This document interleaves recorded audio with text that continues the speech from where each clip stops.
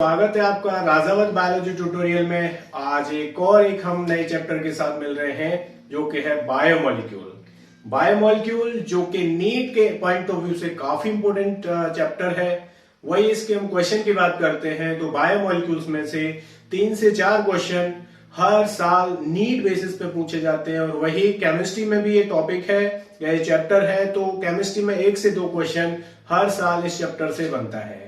Biomolecules की जब हम बात करते हैं तो बायोमोलिक्यूल्स एक ऐसे मॉलिक्यूल जो कि लिविंग सिस्टम के अंदर पाए जाते हैं, जिन्हें हम क्या कहते हैं, biomolecules.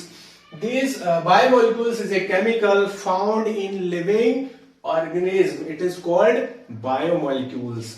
They include organic and inorganic. एक ऐसे मॉलिक्यूल जो कि लिविंग सिस्टम के अंदर पाए जाते हैं, उनको क्या बोलते हैं, बायोमोलिक्यूल। बायो मतलब लाइफ, मॉलिक्यूल मतलब वो सब्सटेंस जो एक पर्टिकुलर लाइफ के अंदर पाए जाते हैं। हम कहीं सेल का ऑर्गेनाइजेशन हम देखते हैं कि सेल के अंदर डिफरेंट डिफरेंट टाइप के मॉलिक्यूल्स, डिफरेंट डिफरेंट टाइप के कंपाउंड्स एंड आयन पाए जाते हैं, जिसे हम क्या बोलेंगे, जिसे हम बोलेंगे सेलुलर पूल। यहां पर हम देख पा रहे हैं different type of biomolecules, compounds and ion present in a cell, it is called cellular pool। जब एक हम स्ट्रक्चरली फ्रेमवर्क देखते हैं तो जनरली हमें देखने को मिलता है carbon, hydrogen, oxygen and nitrogen are 4 major principal element. Carbon, hydrogen, oxygen and nitrogen are major principal element, जो कि क्या है, जो कि स्ट्रक्चरल फ्रेमवर्क में क्या करेंगे, काम करेंगे। हम जनरली फॉर्म करेंगे किसका, बायोमोलिक्यूल्स का फॉर्म करेंगे। जनरली हम यहां देखते हैं, यहां पर जो कार्बन की जो परसेंटेज होती है वो होती है करीब 20%, वही ऑक्सीजन 63%, हाइड्रोजन का जो लेवल होता है वो 10% होता है, और जो नाइट्रोजन होगा वो होगा 2.5%। यही हम देखते हैं कि अप्रोक्सीमेटली जो 95% जो सेलुलर मटेरियल होता है वो बेसिकली बेस्ड होता है इन 4 प्रिंसिपल एलिमेंट से। वही हम देखते हैं कि इनके अलावा अदर फंक्शनली एलिमेंट्स भी होते हैं, जिन्हें हम देखते हैं other functionally important elements are also found in cell. इन चारों के अलावा और भी बहुत सारे फंक्शनली इंपोर्टेंट एलिमेंट्स भी सेल के अंदर पाए जाते हैं, जिनमें कैल्शियम, हमारे पास पोटेशियम है, सोडियम है, क्लोरीन है, मैग्नीशियम है, हमारे पास फेरस आयन है, हमारे पास कॉपर है, जिंक है, मॉलिब्डेनम है, सेलेनियम है। बहुत सारे फंक्शनल एलिमेंट इन चारों के अलावा हमारे सेल्स में क्या होते हैं, पाए जाते हैं। नेक्स्ट हम देखेंगे chemical molecule of life. Life is composed of lifeless chemical molecules. हम देखते हैं केमिकल मॉलिक्यूल ऑफ लाइफ में life is composed of lifeless chemical molecules. Next हम देखते हैं कि अप्रोक्सीमेटली एक एवरेज हम देखते हैं कि एक सिंगल सेल ऑफ बैक्टीरिया, इस single cell of bacteria E coli में हमें देखने को मिलता है कि अप्रोक्सीमेटली 6000 डिफरेंट टाइप के केमिकल, यहां पे ऑर्गेनिक कंपाउंड्स क्या होते हैं, प्रेजेंट होते हैं। ये सोचिए कि एक सिंगल सेल ऑफ बैक्टीरिया में करीब 6000 डिफरेंट टाइप के ऑर्गेनिक कंपाउंड्स क्या होते हैं, पाए जाते हैं। अब जब हम किसी लिविंग टिश्यू को एनालाइज करते हैं तो हमें उसके केमिकल कॉम्पोजिशन के बारे में पता चलता है। अब कैसे एनालाइज करेंगे, इसका एक पर्टिकुलर प्रोसेस भी है। हमें इसमें रिक्वायरमेंट क्या चाहिए, हमें इसे रिक्वायरमेंट एक कुछ टिश्यूओं की हमें जरूरत पड़ेगी, कुछ केमिकल होंगे जो कि स्लरी फॉर्मेशन में क्या करेंगे, हेल्प करेंगे। अगर हम यहां पर देखें, हमें क्या चाहिए, हमें कुछ लिविंग टिश्यू चाहिए, वो हम वेजिटेबल सेल्स ले सकते हैं या फिर हम लिवर पीस ले सकते हैं। इन सेल्स को लेके हम एक केमिकल ट्राइक्लोरोएसिटिक एसिड के साथ इन दोनों को ग्राइंड करके, एक साथ ग्राइंड करके हम क्या कर सकते हैं, इनकी थिक स्लरी बना सकते हैं। एक थिक स्लरी जो फॉर्म होती है, जब उस थिक स्लरी को एक कॉटन क्लॉथ से या चीज क्लॉथ से जब पास किया जाता है तो हमें पता चलता है कि भाई जो केमिकल कंपोजिशन है इसमें बायो माइक्रो मॉलिक्यूल्स कौन से हैं और बायो मैक्रो मॉलिक्यूल्स कौन से हैं। तो आइए इस प्रोसेस को देखते हैं। Analysis of chemical composition in a tissue, grade A living tissue. अब इसमें 2 टाइप के टिश्यू हो सकते हैं, या तो तुम वेजिटेबल्स ले सकते हो या फिर कोई लिवर पीस ले सकते हो। ठीक है जी, लिवर पीस ले सकते हो। हम क्या करेंगे, जो टिश्यू लिए हम इनको क्या करने वाले हैं, ग्राइंड करने वाले हैं। अब ग्राइंड करने के लिए हम यूज किसका करते हैं, मोटर पिस्टल का यूज करते हैं। यहां पर हम देखेंगे आगे कि ग्राइंड करते किसमें है, तो ग्राइंड करते हैं हम ट्राइक्लोरो एसिटिक एसिड में। ट्राइक्लोरो एसिटिक एसिड में हम क्या करते हैं, जो हमने लिवर के पीस लिए हैं इनको हम क्या करते हैं, ग्राइंड करते हैं। अब ग्राइंड करने के बाद इसको हम क्या करेंगे, अब हम हमारे पास अगर कोई सेल है, हम इनको ग्राइंड करते हैं by using motor and pastel, तो इसकी क्या फॉर्म होती है, एक इसकी थिक स्लरी क्या होती है, फॉर्म होती है। एक इसकी थिक स्लरी क्या होती है, फॉर्म होती है। ये जो थिक स्लरी है इसको हम क्या करते हैं, स्ट्रेंड करते हैं, हम कहें फिल्टर करते हैं। फिल्टर किससे करते हैं, या तो हम कहें कॉटन के साथ कर सकते हैं, या फिर हम कहें एक चीज क्लॉथ आता है, उसे इजिली क्या हो जाता है, जो हमारे पास स्लरी है वो इजिली क्या हो जाती है, पास हो जाती है। Then to get to fraction, हम स्ट्रेन करने के बाद हमें देखने को मिलता है कि हमें दो फ्रैक्शन क्या होते हैं, ऑब्जर्व होते हैं। अब इन फ्रैक्शन को देख लेते हैं। फर्स्ट इज फिल्ट्रेट, जो कि कैसे होते हैं, एसिड सॉल्युबल होते हैं।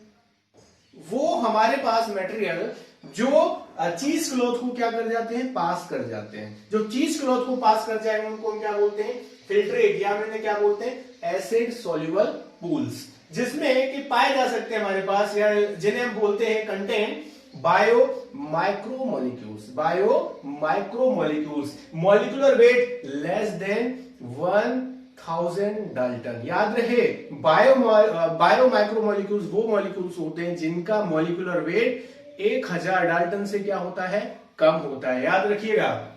इसमें क्या क्या चीजें आ जाती हैं, जैसे इसमें अमाइनो एसिड है, इसमें सिंपल हमारे पास कार्बोहाइड्रेट आ जाते हैं, जिसमें हम ग्लूकोज एंड फ्रक्टोज पढ़ते हैं। वही अगर हम इसका दूसरा हम फ्रैक्शन देखते हैं तो रिटेंटेड, जो कि एसिड इनसोल्यूबल होते हैं। अगर मान लीजिए हम किसी स्लरी को कि चीज से, कपड़े से क्या कर रहे हैं, पास कर रहे हैं, तो जो हमारे पास पास मटेरियल जो हो चुका है उसे हम क्या बोल रहे हैं, फिल्ट्रेट बोल रहे हैं, एसिड सोल्यूबल पूल बोल रहे हैं, जिन्हें हम क्या बोल रहे थे, बायोमाइक्रोमोलिक्यूल्स बोल रहे थे। लेकिन जो चीज क्लॉथ था उसके कपड़े के ऊपर भी तो कुछ मटेरियल हम कहें डिपोजिट हो जाएगा, जो मटेरियल फिल्ट्रेट नहीं हो पाया, स्ट्रेन नहीं हो पाया, उस मटेरियल को हम क्या बोल रहे हैं, रिटेंटेड एसिड इनसोल्यूबल, जिसमें क्या चीज कंटेन होती है, जिसमें प्रेजेंट होते हैं बायोमैक्रोमोलिक्यूल। बायोमैक्रोमोलिक्यूल्स वो मॉलिक्यूल्स होते हैं जिनका मॉलिक्यूलर वेट 1000 से ज्यादा होता है, molecular weight greater than 1000 Dalton. Okay, अगर हम इसके एग्जांपल की बात करते हैं तो वही हम इसके एग्जांपल देखते हैं। जैसे हमारे पास प्रोटीन है, पॉलीसैकेराइड, ये सब क्या है, ये वो हमारे पास रिटेंडेंट होंगे जो चीज क्लॉथ के ऊपर क्या हो जाते हैं, डिपॉजिट हो जाते हैं, जो फिल्टर नहीं हो पाते। उम्मीद है ये प्रोसेस तुम्हें समझ आ रहा होगा। एक बार और हम इस चीज को देखा, तो आइए सबसे पहले हमें क्या चाहिए, सबसे पहले एक हमें मोटर पिस्टल चाहिए। तो हम यहां पर एक छोटा सा डायग्राम बना लेते हैं मोटर का, कुछ इस तरीके से।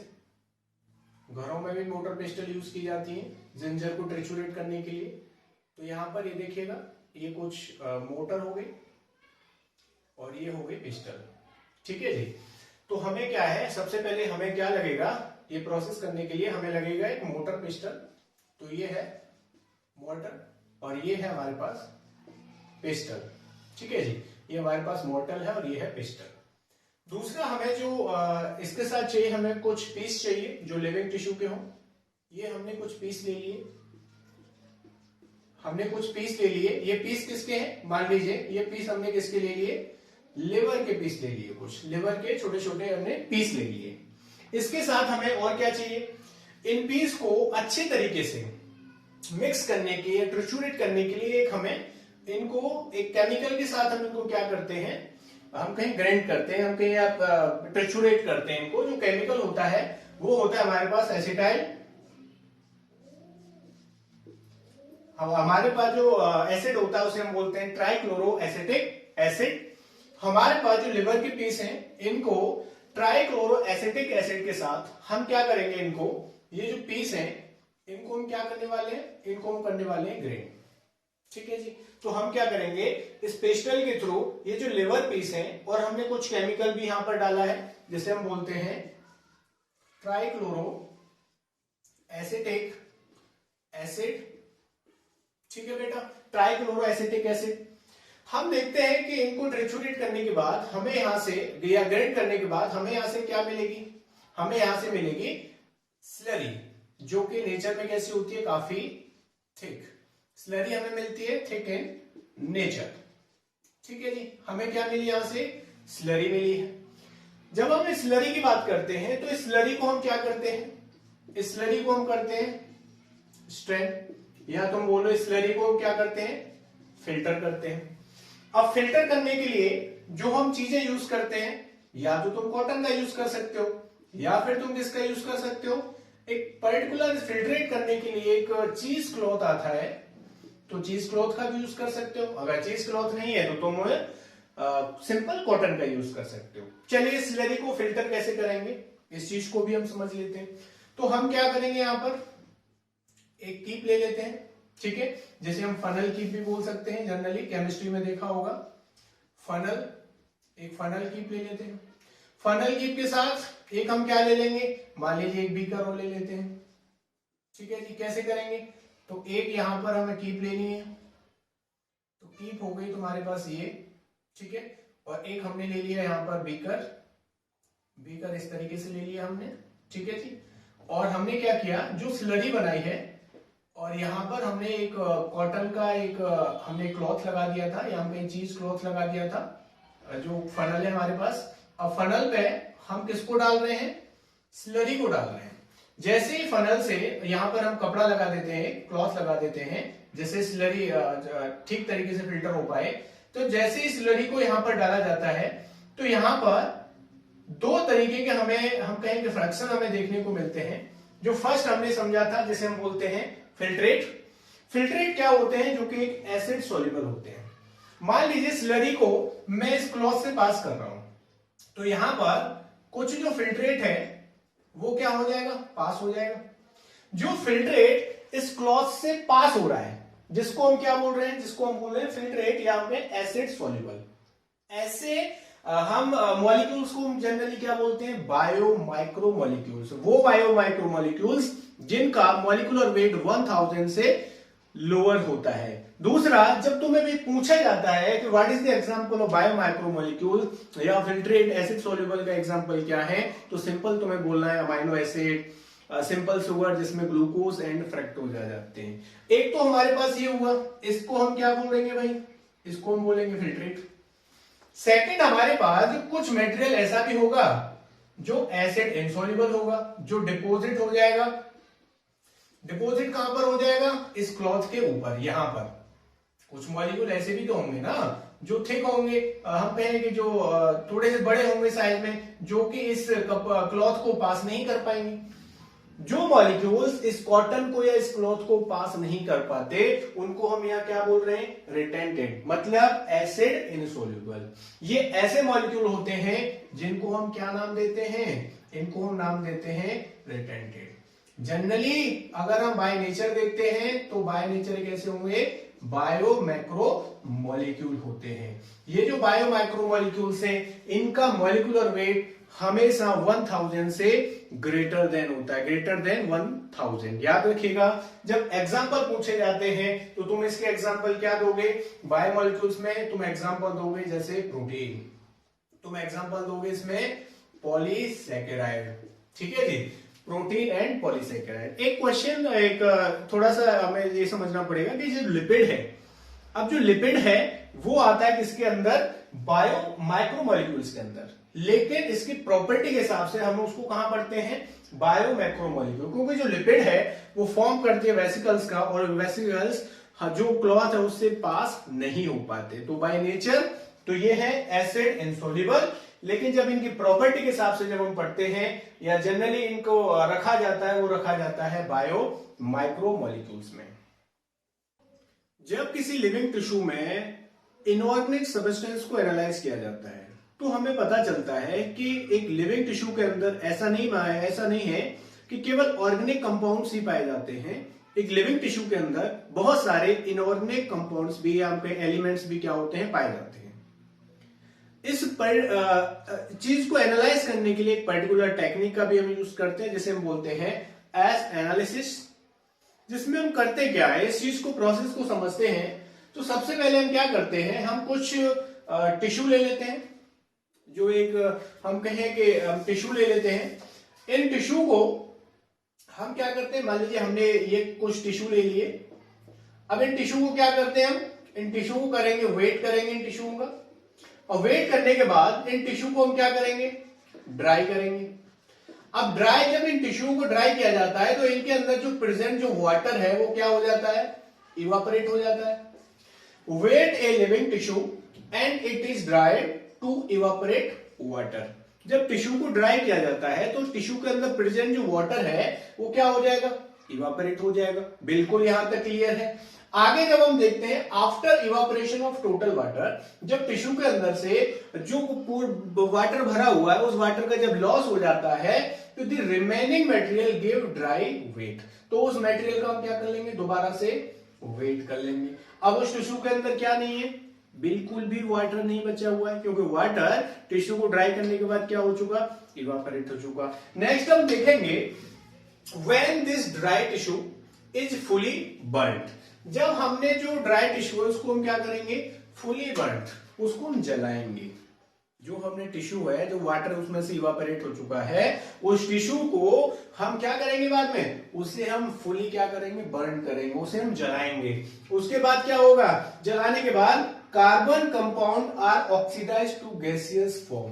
जो भी उस टिश्यू के अंदर, क्योंकि जब हमने टिश्यू को ड्राई किया तो उसके साथ साथ वाटर तो इवापोरेट हो गया, लेकिन जब उस टिश्यू को हमने बर्न किया, जलाया, तो जलाने के साथ साथ उसमें बहुत सारे जो कार्बनिक कंपाउंड्स प्रेजेंट थे वो गैसियस फॉर्म में क्या हो जाते हैं, इवापोरेट हो जाते हैं।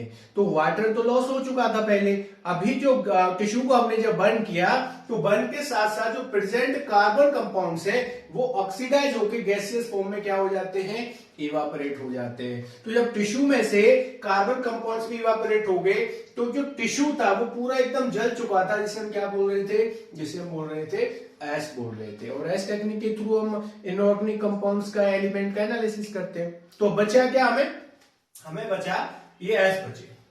लेकिन जब हम इस एस को एनालाइज करते हैं तो हमें देखने को मिलता है कि इस जो बची हुई जो राख है, जो टिश्यू की जो बची हुई राख है, इस एस में से हमें बहुत सारे इनऑर्गेनिक एलिमेंट्स, बहुत सारे हमें इनऑर्गेनिक कंपाउंड्स हमें देखने को मिलते हैं। जैसे contain many inorganic elements such as calcium, magnesium, sodium and potassium. बहुत सारे हमें इनऑर्गेनिक कंपाउंड्स भी मिलते हैं, जिसमें सोडियम क्लोराइड है, जैसे इसमें CaCO3 है। तो बहुत सारे ऑर्गेनिक ही नहीं, बहुत सारे इनऑर्गेनिक एलिमेंट्स भी प्रेजेंट होते हैं एक सेल के अंदर। नेक्स्ट जब हम देखते हैं कि एक एवरेज कॉम्पोजिशन क्या होता है सेल का, तो इसमें हमें देखने को मिलेगा, एक टेबल के थ्रू हम इसको समझने की कोशिश करते हैं। हम एक तरफ लिख लेते हैं कंपोनेंट, वहीं दूसरी तरफ percentage of this total cellular mass. अगर हम एक एवरेज देखते हैं तो एवरेज परसेंटेज में एक सेल के अंदर, वही अगर हम वाटर देखते हैं तो वाटर की जो परसेंटेज होती है वो सबसे ज्यादा हाई होती है, अप्रोक्सीमेटली 70 to 90% एक सेल के अंदर क्या होता है, वाटर का लेवल होता है, या हम कहें परसेंटेज होती है। वही हम सेकेंड लेवल पे देखते हैं प्रोटीन, तो प्रोटीन का जो रेशियो है वो करीब 10 to 15% एक सेल के अंदर प्रोटीन पाई जाती है। वहीं अगर हम देखें कार्ब्स, या हम कहेंगे कार्बोहाइड्रेट कितने पाए जाते हैं या कितनी परसेंटेज में पाए जाते हैं, तो carbohydrate approximately 3% of total cellular mass का जो 3% पार्ट होता है वो कौन सा होता है, कार्बोहाइड्रेट होता है। वही अगर हम कार्बोहाइड्रेट्स के अलावा लिपिड के बारे में हम अगर देखते हैं तो लिपिड करीब 2% होता है टोटल सेलुलर मास का। वही हम देखते हैं हमारे पास जो न्यूक्लिक एसिड है, तो न्यूक्लिक एसिड वही करीब 5 to 7% क्या होता है, न्यूक्लिक एसिड होता है। वही हम आयंस की बात करते हैं, बहुत सारे मिनरल्स आयंस की बात करते हैं, तो 1% में होते हैं हमारे बहुत सारे मिनरल्स आयन। तो एक एवरेज कंपोनेंट अब सेल के देखते हैं तो यहां पर देख पा रहे होंगे कि वाटर जो कि मेजर क्वांटिटी में है, सबसे ज्यादा वाटर पाया जाता है, और वाटर को गुड सॉल्वेंट भी हम बोलते हैं अगर हम बायोलॉजी में वाटर के कुछ फंक्शन समझते हैं जब आगे। प्रोटीन जो कि सेकेंड हाई परसेंट में पाया जा रहा है, 10 to 15%। वही हम कार्बोहाइड्रेट जब हम पढ़ते हैं कार्ब्स तो 3%, लिपिड जब हम पढ़ेंगे तो 2%, न्यूक्लिक एसिड 5 to 7%, और जब हम आयंस पढ़ते हैं तो 1% जो आयंस है वो टोटल सेलुलर मास का क्या होते हैं, भार होते हैं, हम कहें वेट होते हैं। नेक्स्ट जो हमारा टॉपिक है वो है मेटाबोलाइट्स। जब वो मेटाबोलाइट्स के बारे में जानते हैं कि भाई ये मेटाबोलाइट्स क्या होते हैं, तो मेटाबोलाइट्स मेटाबॉलिक रिएक्शन के जो इंटरमीडिएट प्रोडक्ट होते हैं जिन्हें हम क्या बुलाते हैं, मेटाबोलाइट्स। यहां पर देख रहे हैं the intermediate product of metabolic reaction और कॉल्ड मेटाबोलाइट्स। इंटरमीडिएट प्रोडक्ट होते हैं किनके, मेटाबॉलिक रिएक्शन के, जिसमें हमारे पास जैसे अमाइनो एसिड आ जाते हैं, क्लिक एसिड आ जाते हैं, ठीक है, याद रखिएगा। दूसरा, इनके प्रोसेस ऑफ इन्वॉल्विंग के हिसाब से हमारे पास जो मेटाबोलाइट्स हैं इनको दो पार्ट में क्या कर दिया जाता है, डिवाइड किया जाता है। तो यहां पर देख पा रहे होंगे metabolites are two types. Metabolites के कितने टाइप होते हैं, दो टाइप्स होते हैं। First primary metabolites and second secondary metabolites. Primary metabolites ये वही मेटाबोलाइट्स होते हैं जो कि फिजियोलॉजिकल प्रोसेस में डायरेक्टली क्या होते हैं, इन्वॉल्व होते हैं। वही जब हम सेकेंडरी मेटाबोलाइट्स पढ़ते हैं तो सेकेंडरी मेटाबोलाइट्स कभी भी डायरेक्टली इन्वॉल्व नहीं होते प्राइमरी मेटाबोलाइट्स की तरह, ये हम कहें सेकेंडरी फंक्शन करते हैं। वही अगर हम देखते हैं metabolites are two type, primary metabolites and secondary metabolites. Primary metabolites को हम सबसे पहले देखते हैं, these are required for their basic normal physiological process and necessary for life। हम जो डायरेक्टली फिजियोलॉजिकल प्रोसेस में क्या होते हैं, इन्वॉल्व होते हैं, जिनको हम क्या बुलाते हैं, जिन्हें बुलाते हैं प्राइमरी मेटाबोलाइट। अब फिजियोलॉजिकल प्रोसेस क्या हो गया भाई, जैसे रेस्पिरेशन हो गया, फोटोसिंथेसिस हो गया, हम कहें हमारे पास प्रोटीन या हम कहें हमारे पास लिपिड का क्या हो गया, मेटाबॉलिज्म हो गया। नेक्स्ट जब हम देखते हैं कभी कभी एग्जाम्पल भी पूछ लिए जाते हैं कि तुम्हें 2-4 एग्जाम्पल दे दिए जाएंगे, उनमें से तुम्हें ये पता करना पड़ेगा कि ये प्राइमरी मेटाबोलाइट्स कौन से हैं या सेकेंडरी कौन से हैं। तो कुछ एग्जाम्पल जो प्राइमरी मेटाबोलाइट्स में तुम्हें याद रखने हैं, जैसे हमारे पास प्राइमरी मेटाबोलाइट्स में आ जाएंगे जैसे प्रोटीन है, सॉरी इसमें हमारे पास आ जाएंगे अमाइनो एसिड, ठीक है बेटा, इसमें आ जाएंगे हमारे पास न्यूक्लिक एसिड, हमारे पास आ जाएंगे इसमें विटामिन्स। तो ये सब जो एग्जांपल है वो किसके अंदर आते हैं, प्राइमरी मेटाबोलाइट्स के अंदर आते हैं। तो वो जो डायरेक्टली फिजियोलॉजिकल प्रोसेस में क्या होते हैं, इन्वॉल्व होते हैं, जो कि नेसेसरी होते हैं हमारी लाइफ के लिए। सेकेंड हमारे पास है सेकेंडरी मेटाबोलाइट्स। सेकेंडरी मेटाबोलाइट्स को यहां मैंने इसकी 2 डेफिनेशन लिखी है, इनमें से कोई भी एक डेफिनेशन तुम्हें क्लियर होनी चाहिए। They do not directly involve in normal growth, development, reproduction found in plant.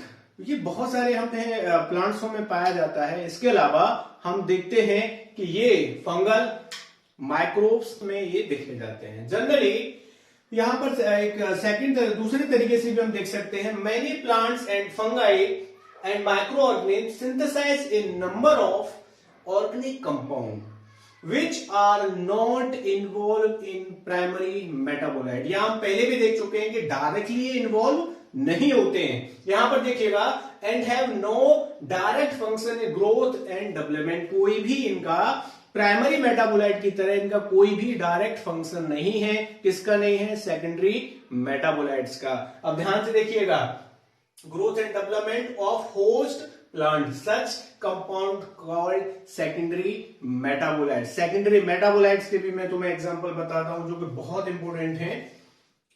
यहां पर हम देखेंगे एग्जांपल में, तो एग्जांपल में इसमें जैसे एल्कलॉइड सेकेंडरी मेटाबोलाइट्स के अंदर आते हैं, जैसे टर्पेनॉइड्स, टर्पेनॉइड्स भी सेकेंडरी मेटाबोलाइट्स के अंदर आते हैं।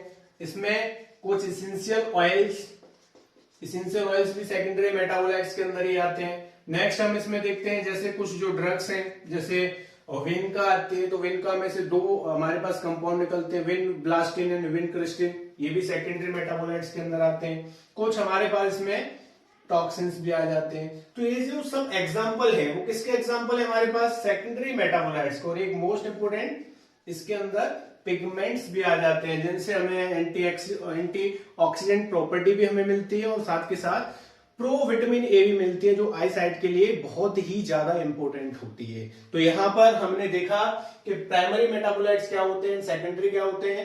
प्राइमरी मेटाबोलाइट जो कि डायरेक्टली इन्वॉल्व होते हैं किसी भी फिजियोलॉजिकल प्रोसेस में, वही सेकेंडरी मेटाबोलाइट डायरेक्टली इन्वॉल्व नहीं होते।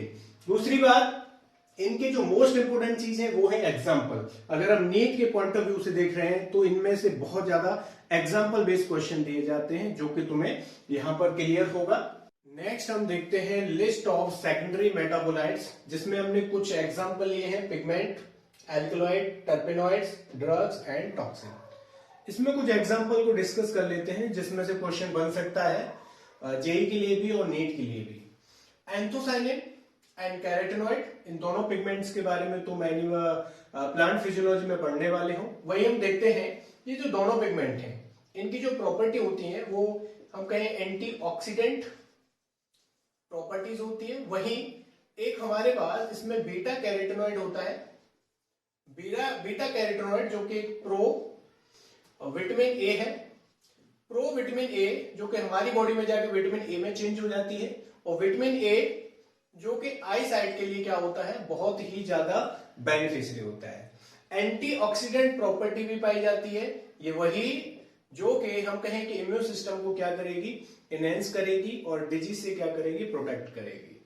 वही हम देखते हैं एल्कलॉइड में, हमने दो एग्जांपल लिए हैं, morphine and codeine.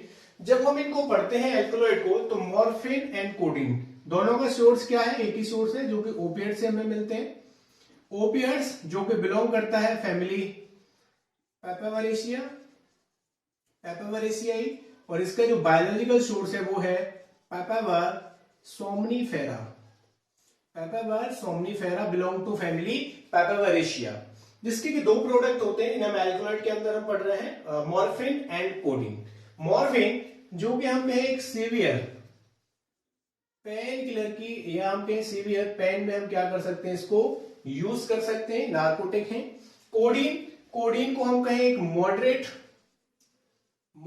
Pen, as a moderate pain killer हम क्या कर सकते हैं, यूज कर सकते हैं। वही कोडीन का एक दूसरा फंक्शन भी है गुड एक्सपेक्टोरेंट। ये कफिंग के लिए जो हम कहें जो कफ होता है, जो लंग्स लाइनिंग में डिपॉजिट हो जाता है रेस्पिरेटरी सिस्टम में, उस कफ को एलिमिनेट करने के लिए भी कोडीन का क्या किया जाता है, यूज किया जाता है। वही जब हम आगे देखते हैं टर्पेनॉइड्स में हमने दो एग्जांपल लिए हैं, मोनोटर्पेनॉइड एंड डेटरपिन्स। मोनोटर्पेनॉइड और डेटरपिन्स, इनके जो यूज है, इनके कॉस्मेटिक में यूज है, इनसे फॉर्मेशन हो सकता है परफ्यूम्स का, ठीक है, एज ए फ्लेवर भी क्या किए जाते हैं, ये यूज किए जाते हैं। तो याद रखिएगा सेकेंडरी मेटाबोलाइट्स है जो कि डायरेक्टली इन्वॉल्व नहीं होते, इनडायरेक्टली इन्वॉल्व हो रहे हैं, ठीक है। यहां पर देखते हैं कुछ ड्रग्स के एग्जांपल हमने यहां लिए हैं, जिसमें विनब्लास्टिन एंड विनक्रिस्टिन है। एक प्लांट्स होता है विनका से जो प्लांट्स है उसके एक्सट्रैक्ट जब निकालते हैं उसमें दो हमारे पास केमिकल हमें मिलते हैं, vinblastine and vincristine. Vinblastine and vincristine दोनों के अंदर एक हम कहें कि एक एंटी कैंसर प्रॉपर्टी पाई जाती है, एक एंटी कैंसर प्रॉपर्टी पाई जाती है जो कि हम यूज कर सकते हैं, जैसे ब्रेस्ट और हम कहें यूटेरिन। ब्रेस्ट एंड यूटेरिन कैंसर के लिए हम क्या कर सकते हैं, यूज कर सकते हैं कि इनका विनब्लास्टिन एंड विनक्रिस्टिन। अगर हम आयुर्वेदिक के थ्रू हम ट्रीटमेंट करना चाहें अगर कैंसर का, तो कुछ हमारे पास ऐसे सॉल्ट होते हैं, अपने केमिकल होते हैं जो कि कैंसर की ग्रोथ को क्या करते हैं, कम करते हैं, ये प्रोटीन की सिंथेसिस को कम करते हैं। वही हम कर्क्यूमिन को देखते हैं, तो इसका पूरा नाम होता है कर्क्यूमिन लोंगा एल, जिसे हम टर्मेरिक के नाम से भी जानते हैं। तो टर्मेरिक के अंदर जो प्रॉपर्टी पाई जाती है हम यहां पर देख लेते हैं। इसके अंदर प्रॉपर्टी पाई जाती है एंटी इंफ्लामेटरी प्रॉपर्टी पाई जाती है। वहीं दूसरा जब हम इसके बारे में पढ़ते हैं, एंटी इंफ्लामेटरी तो पाई जाती है, इसके साथ साथ एंटीऑक्सीडेंट प्रॉपर्टी पाई जाती है। वही इसको हम अर्थराइटिस में भी क्या कर सकते हैं, यूज कर सकते हैं। कर्क्यूमिन जो कि टर्मेरिक हम बोलते हैं, इसका बायोलॉजिकल सोर्स होता है कर्क्यूमा लोंगा एल। जैसे हमने यहां पढ़ा था ओपिएट्स, जिसमें से हमारे पास दो निकलते हैं, लेटेक्स प्लांट होता है, मॉर्फिन एंड कोडीन निकलते हैं, पैपावर सोमनीफेरा। वही हम जो लास्ट में देख रहे हैं वो है हमारे पास टॉक्सिन। टॉक्सिन में हम दो चीज ले रहे हैं, एब्रेन एंड रेसिन, आर्बिटर रेसिन जब हम देखते हैं इनका सोर्स क्या है, तो सोर्स है हमारे पास castor bean. Castor bean, castor bean क्या है भैया, ये हमारे पास है इसका सोर्स। लेकिन ये कैसे होते हैं, इनकी प्रॉपर्टी कैसी है, एक तरीके से टॉक्सिक होते हैं।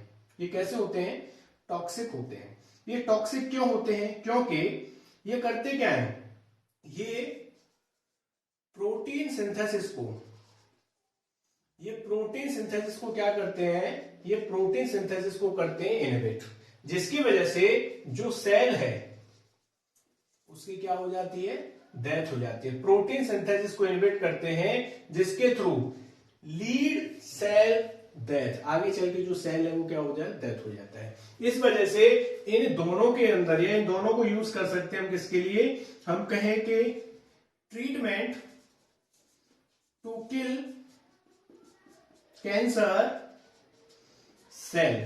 हम इनको कैंसर सेल को ठीक करने के लिए क्या कर सकते हैं, यूज कर सकते हैं। प्रॉपर्टी कैसी है, टॉक्सिक प्रॉपर्टी पाई जा रही है।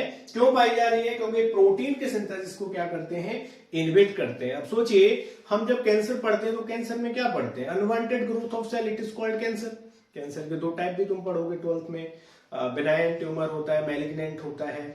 वही अगर हम देखते हैं कि इनको कैसे यूज कर सकते हैं, कैंसर सेल है, एबनॉर्मल ग्रोथ पाई जाती है, और इनकी प्रॉपर्टी कैसी है कि प्रोटीन के सिंथेसिस को क्या कर देते हैं, ये कम कर देते हैं, जिसके थ्रू जो सेल है वो किसको लीड करेगा, डेथ। सेल की जो परमानेंटली क्या हो जाती है, डेथ हो जाती है। इस वजह से हम इनको टॉक्सिन में पढ़ते हैं। तो ये जो हमारे पास लिस्ट है सेकेंडरी मेटाबोलाइट्स की, इसमें से क्वेश्चन बन सकते हैं, तो इसको हमें बहुत अच्छे तरीके से समझना है। क्लियर करेंगे classification of biomolecule based on molecular weight. Molecular weight के हिसाब से हम बायोमोलिक्यूल्स को क्या कर रहे हैं, क्लासिफाई कर रहे हैं। यहां पर हम देखें कि हमने पहले ही पढ़ लिया है कि बायोमोलिक्यूल्स को हमने दो पार्ट में डिवाइड किया था, एक बायो माइक्रोमोलिक्यूल्स, एक होते हैं हमारे पास मैक्रोमोलिक्यूल्स। जो हमारे पास माइक्रोमोलिक्यूल्स होते हैं, जिनका के मॉलिक्यूलर वेट जब हमने पढ़ा था, जिनका के मॉलिक्यूलर वेट 1000 से क्या होता है, 1000 डाल्टन से क्या होता है, कम होता है। वही हमारे पास जो मैक्रोमोलिक्यूल्स होते हैं, जिनका मॉलिक्यूलर वेट मोर देन या हम कहें ग्रेटर देन होता है 1000, तो ये हमने पहले ही पढ़ लिया था। यहां पर देखते हैं माइक्रोमोलिक्यूल्स में कौन कौन सी चीज हम इस चैप्टर में पढ़ने वाले हैं। तो माइक्रोमोलिक्यूल्स में हम इसमें आगे पढ़ने वाले हैं अमाइनो एसिड, हम इसमें पढ़ने वाले हैं शुगर, जिसमें हमारे पास कुछ सिंपल शुगर्स भी आ जाती हैं। हम इसमें पढ़ने वाले हैं न्यूक्लियोटाइड, और हम इसमें पढ़ने वाले हैं लिपिड। तो ये चार टॉपिक जो कि हम माइक्रो मॉलिक्यूल में पढ़ने वाले हैं, वो माइक्रो मॉलिक्यूल जिनका मॉलिक्यूलर वेट 1000 डाल्टन से क्या होता है, लेस देन होता है, कम होता है। नेक्स्ट हम देखते हैं मैक्रो मॉलिक्यूल। मैक्रो मॉलिक्यूल वो होते हैं जिनका मॉलिक्यूलर वेट 1000 डाल्टन से क्या होता है, ज्यादा होता है। यही हम देखते हैं कि इसमें जो हम टॉपिक कवर करने वाले हैं, वो टॉपिक हम कवर करेंगे जिसमें पॉलीसैकेराइड आ जाते हैं। पॉलीसैकेराइड हम इसमें कवर करने वाले हैं। इसके अलावा पॉलीसैकेराइड के अलावा हम इसके अंदर प्रोटीन पढ़ेंगे, और प्रोटीन के अलावा एक हम इसमें पढ़ने वाले हैं न्यूक्लिक एसिड। तो हमें इस चैप्टर में दोनों हमारे पास जो टाइप के बायोमोलिक्यूल्स है, माइक्रोमोलिक्यूल्स एंड मैक्रोमोलिक्यूल्स, इनको हम आगे क्या करेंगे, कवर करेंगे। याद रखिएगा, हम बायोमोलिक्यूल्स को क्लासिफाई कर रहे हैं on the basis of molecular weight.